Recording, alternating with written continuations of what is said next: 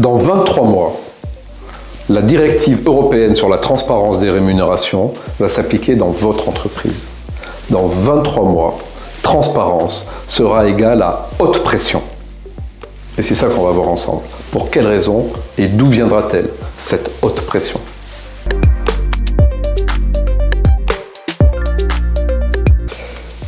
La pression sur la direction générale, elle va venir des concurrents, du marché.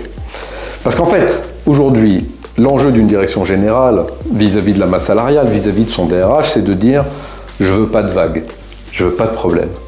Le jour où il y a de la transparence, le jour où il y a de la comparaison, il va y avoir une pression de la direction générale. Et « je ne veux pas de problème » va être compliqué à gérer. Et pour une raison simple, c'est que « je ne veux pas de problème », c'est est-ce qu'on est au marché.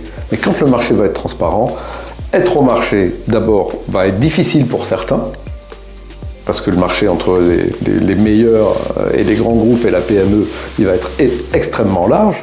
Et secondement, être au marché ne sera pas un avantage concurrentiel, puisque à un moment donné, tout le monde va être obligé d'être au marché. Donc il va falloir proposer quelque chose de différent. Et donc il va y avoir une pression énorme pour aller vers de l'altérité. La pression sur les ressources humaines, elle va venir d'abord de l'externe, du recrutement. Dès aujourd'hui, une annonce de recrutement qui n'a pas de rémunération a peu de réponses. Demain, le candidat aura toute l'information du marché et de ce qui se passe chez vous.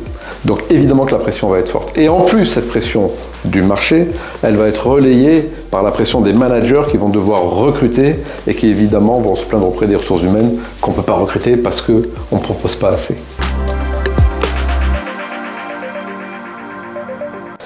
La pression, elle va être sur les managers parce qu'au sein de leurs équipes, à partir du moment où il y aura de la transparence, tout le passé et l'inéquité du système, avec certains qui gagnent plus que d'autres parce qu'ils sont là depuis longtemps mais à compétences équivalentes, avec des logiques de performance qui sont plus ou moins récompensées dans le variable. En fait, le manager va se retrouver à gérer des sujets incroyables de motivation, d'engagement, d'équité, de recrutement, et il va reporter ça immédiatement sur la RH et sur la direction générale. Donc lui, il va subir de la pression de ses équipes et il va la retransmettre. Et ça, c'est une cocotte minute. Et évidemment, en interne, les équipes entre elles vont pouvoir se comparer, vont pouvoir se bâtir des échelles, arrêter le fantasme ou au contraire nourrir le fantasme des informations qu'elles comprendront plus ou moins.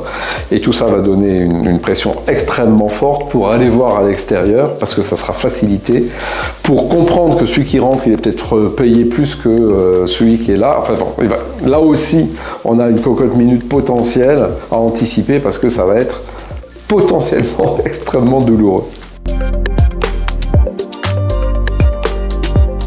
Donc on voit bien que si la pression arrive d'un coup en masse sur un univers fermé qu'est l'entreprise, ça va exploser. Donc en fait, il faut préparer. Et il faut préparer sur l'ensemble des populations et sur l'ensemble du spectre de la stratégie de rémunération. Et on a 23 mois, c'est rien du tout. Donc il faut préparer maintenant, sinon vous avez différents risques qu'on peut identifier. Le premier, c'est la perte de marge, parce que si je veux me mettre au marché et que je n'ai pas anticipé, bah évidemment les marges vont s'écrouler. Si je ne suis pas au marché, je risque de perdre les meilleurs, je risque de désengager l'ensemble des équipes, je vais avoir du mal à recruter, je vais avoir des postes vacants, enfin voilà. Donc il y a tout un tas de risques très identifiés qu'il faut éviter. Donc et pour les éviter, il faut donc se préparer. Mais pas se préparer dans 6 mois, se préparer aujourd'hui. Et pas se préparer sur un élément, se préparer avec une approche holistique qui va de la formation des managers à la pesée des postes, au travail sur la formation des recruteurs, au travail sur la direction générale, au travail sur la politique de rémunération variable, de partage et de création de la performance, de positionnement vis-à-vis des concurrents, enfin voilà, et ce travail global de formation des partenaires sociaux, voilà, ce travail global, il prend un peu de temps et il faut le commencer par est-ce que vous êtes, à quel niveau en tout cas vous êtes déjà prêt pour ce passage à la transparence. Est-ce que vous êtes prêt pour la transparence dans 23 mois? Sur quel sujet vous êtes prêt? Sur lequel vous n'êtes pas prêt? Voilà, c'est maintenant qu'il faut regarder.